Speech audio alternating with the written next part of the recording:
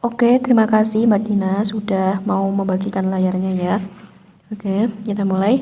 Assalamualaikum warahmatullahi wabarakatuh.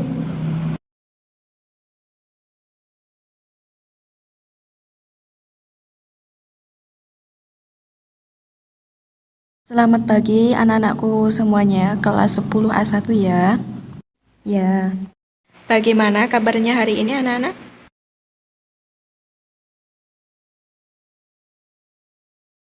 Alhamdulillah semuanya baik-baik saja ya. Insya Allah kita semua tetap baik dan sehat senantiasa dalam lindungan Allah Subhanahu wa Ta'ala. Nah, anak-anak, meskipun pembelajaran saat ini masih dilakukan secara daring akibat adanya pandemi COVID-19 ya, ini tentunya tidak mengurangi semangat kalian dalam belajar. Kalian harus tetap semangat, oke? Baik, untuk memulai pembelajaran pada pagi hari ini, ada baiknya kita berdoa terlebih dahulu ya. Ayo berdoa, mulai. Bismillahirrahmanirrahim. Raditu billahi robba wa bil islami dina wa bi muhammadin nabiyya wa rasula. Rabbi zidni ilma warzuqni fahma. Amin. Semoga dengan kita berdoa, kita akan dipermudah oleh Allah Subhanahu wa Ta'ala dalam belajar. Amin. Oke, langsung saja anak-anakku sekalian. Hari ini kita akan belajar pada bab 4. Dan minggu yang lalu kita sudah belajar tentang perkembangan Islam pada masa Rasulullah SAW di Madinah. Dan pada minggu ini kita akan belajar pada bab 4, yaitu tentang apa, anak-anak? Ya, tentang penaklukan kota Mekah atau disebut dengan Fatku Mekah. Ayo, siapa yang sudah belajar tadi malam atau yang sudah mempelajari pada bab ini? Belum ada, Masya Allah. Lain kali kalau mau belajar atau mau pelajaran mempersiapkan diri, harus pelajari dulu ya. Oke anak-anak, kita mulai ya. Silahkan disimak dan dibuka juga bukunya. Hari ini kita akan belajar pada bab 4. Oke, langsung saja. Materi pertama yaitu sebab-sebab terjadinya Fatku Mekah. Nah, sebab-sebab apa yang terjadi Fatku Mekah itu? Sebab-sebab terjadinya Fatku Mekah itu apa saja ya? Apa yang menyebabkan terjadinya pada peristiwa ini? Nah, yang menyebabkan terjadinya Fatku Mekah ini yaitu apa anak-anak? Nah, bisa dilihat juga di PPT Ibu itu ya. Nah, adanya pelanggaran perjanjian Hudaybiyah yang dilakukan oleh kaum kafir Quraisy. Jadi peristiwa ini terjadi karena adanya pelanggaran perjanjian Hudaybiyah. Nah, tentunya peristiwa ini jelas menodai perjanjian yang telah disepakati bersama. Nah, sekitar 40 orang perwakilan suku Khuza'ah mengadukan peristiwa tersebut pada Rasulullah SAW dan meminta bantuan pasukan untuk menyerang Bani Bakar. Nah, tetapi permohonan ini tidak begitu saja disetujui oleh Rasulullah ya, dan meminta mereka menunggu saat yang tepat untuk menyelesaikan persoalan tersebut.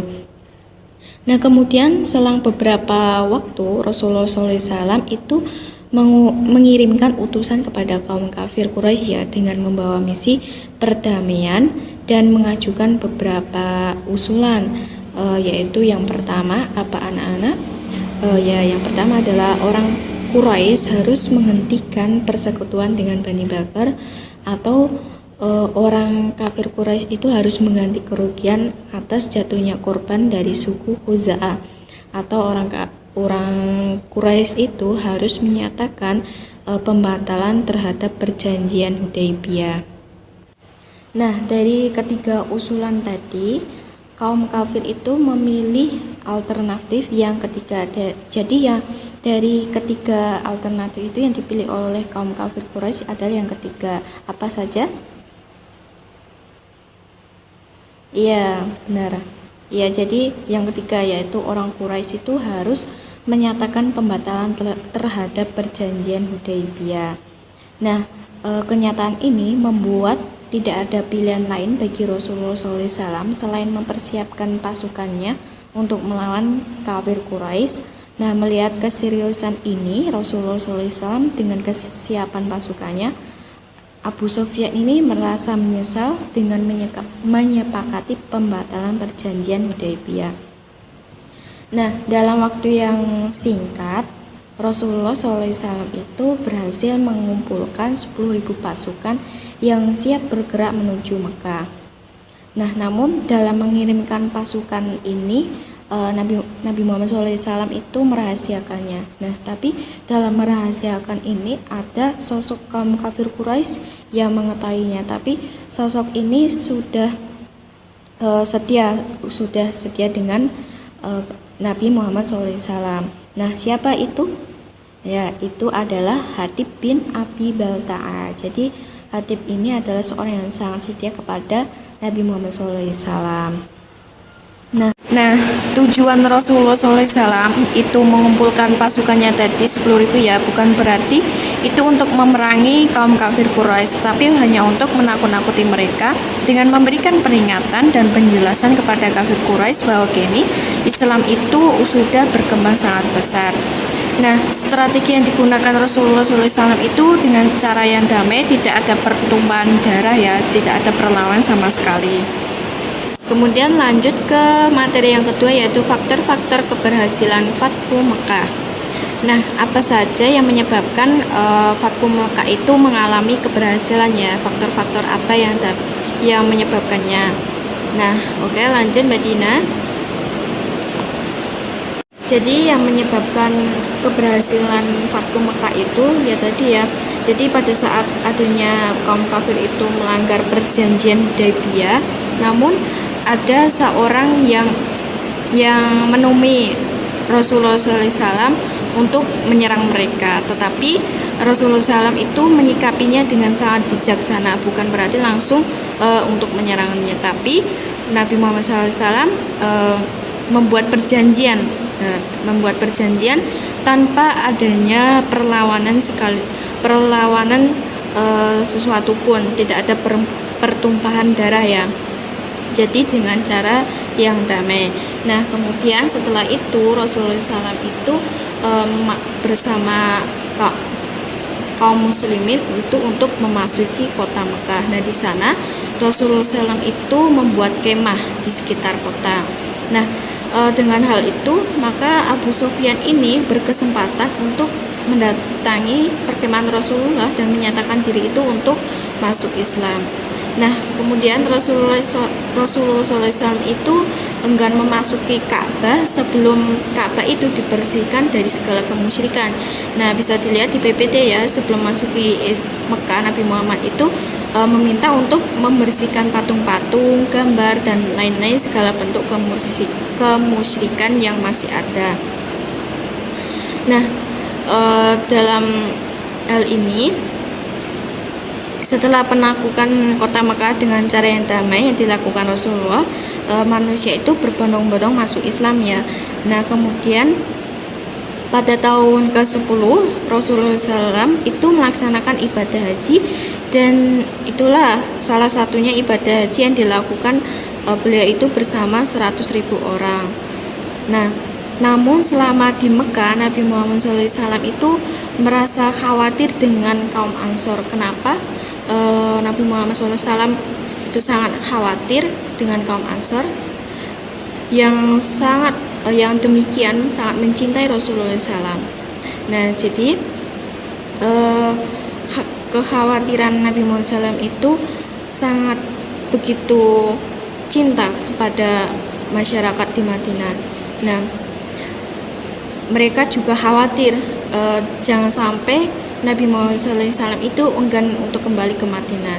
Namun Nabi Muhammad SAW itu berusaha untuk menenangkan mereka bahwa beliau akan bersama mereka di Madinah, karena kecintaan Nabi Muhammad SAW itu kepada masyarakat Madinah itu sehidup semati. Nah, setelah 19 hari akhirnya Nabi kembali ke Madinah dan memberikan pernyataan pada Mekah. Apa saja?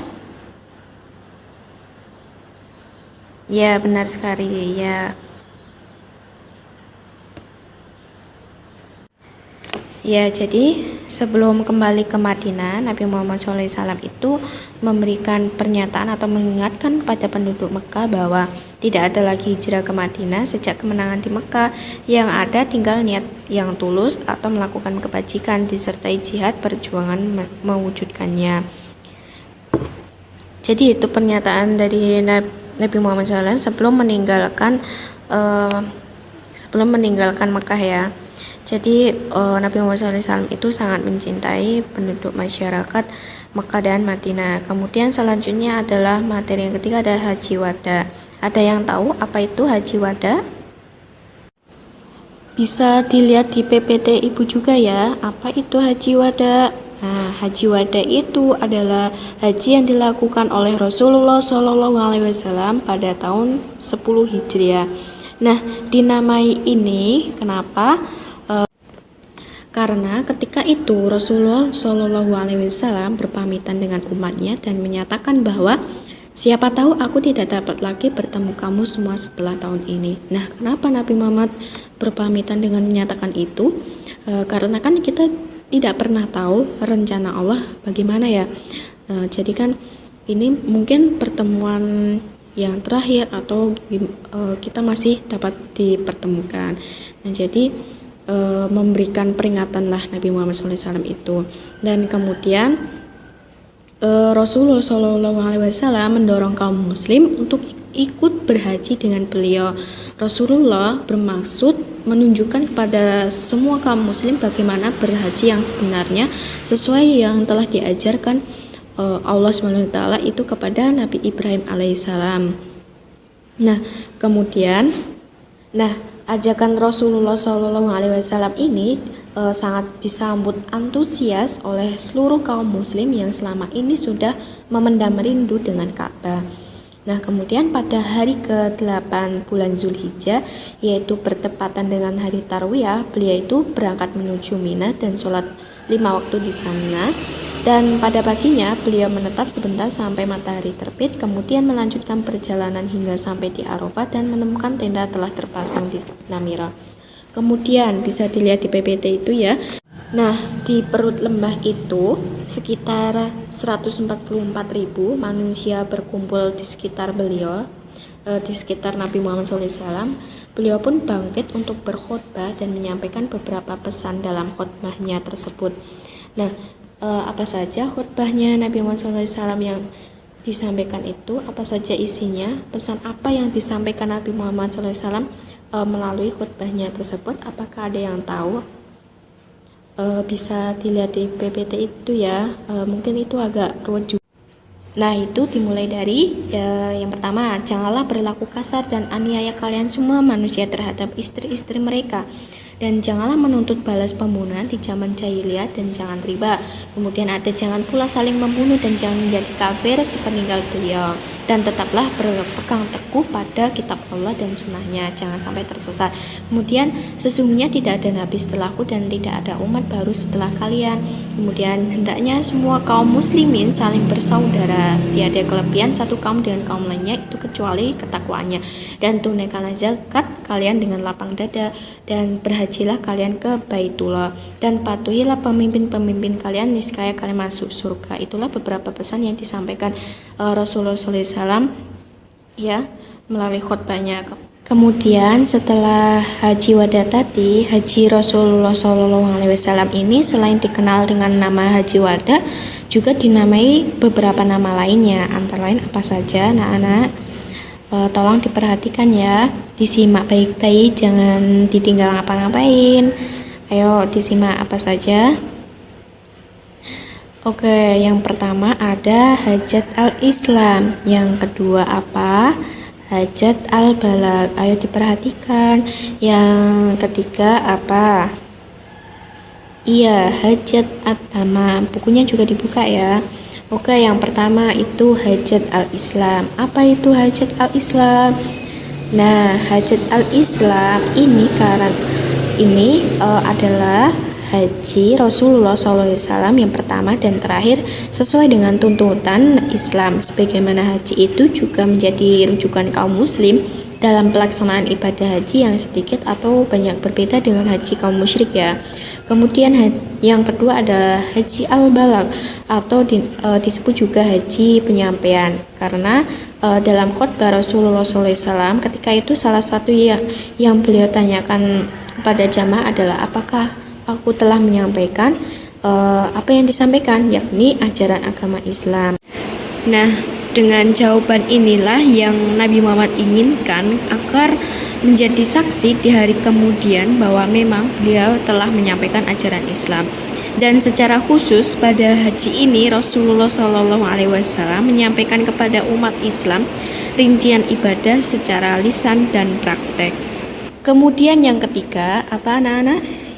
Yang ketiga adalah hajat at-tamam atau disebut dengan haji kesempurnaan, karena pada hari Arafah saat Rasulullah SAW itu wukuf, turun penegasan Allah SWT tentang kesempurnaan agama dan kecukupan nikmatnya melalui firman-Nya, yaitu pada Quran surat Al-Maidah ayat 3. Dan sekembalinya dari haji pada bulan Safar tahun 10 Hijriah, beliau kembali ke makam Baqi dan singgah di rumah Aisyah radhiyallahu anha. Rasulullah itu merasakan sakit kepala dan semakin lama semakin sakit hingga pada hari Senin tanggal 12 Rabiul Awal Nabi Muhammad SAW wafat di rumah Aisyah radhiyallahu anha. Oke, sampai sini apakah ada yang ditanyakan? Fahimtum? Fahimna yang lain? Yes, saya harap semua paham ya. Oke anak-anak, selanjutnya sebagai evaluasi pembelajaran kalian pada pagi hari ini, silakan kalian kerjakan kuis yang linknya sudah ibu kirimkan di WA group. Silakan diakses, kemudian masukkan kode juga sudah saya kirimkan ya.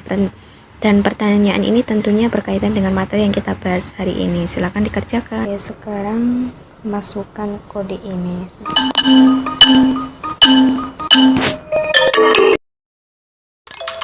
Oke, nilai tertinggi itu ada Mbak Nanda ya.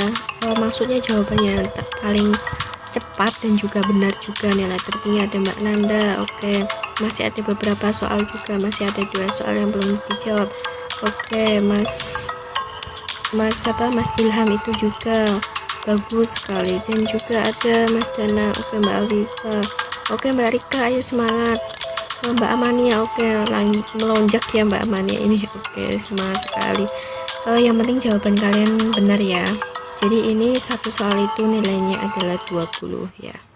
Oke, semua yang penting benar, kalian juga harus tahu gitu dan paham. Masih ada beberapa yang salah juga ya, tapi ada juga yang benar semuanya, Masya Allah. Mungkin ini yang dapat ibu sampaikan. Silakan jika ada yang ingin ditanyakan lagi. Tidak ada? Oke, apakah ada yang ingin memberikan kesimpulan? Baik, jika tidak ada yang ingin memberikan kesimpulan, biar ibu saja ya.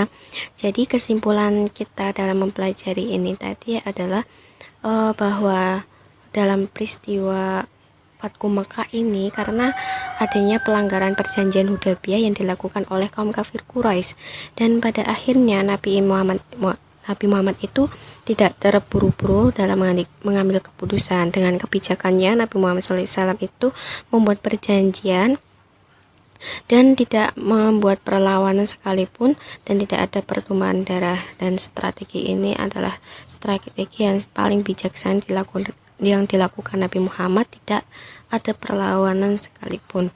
Dan kemudian dengan banyak juga yang kaum Quraisy itu memeluk agama Islam, dan pada akhirnya mereka diajak oleh Nabi Muhammad SAW untuk haji ya, haji wada.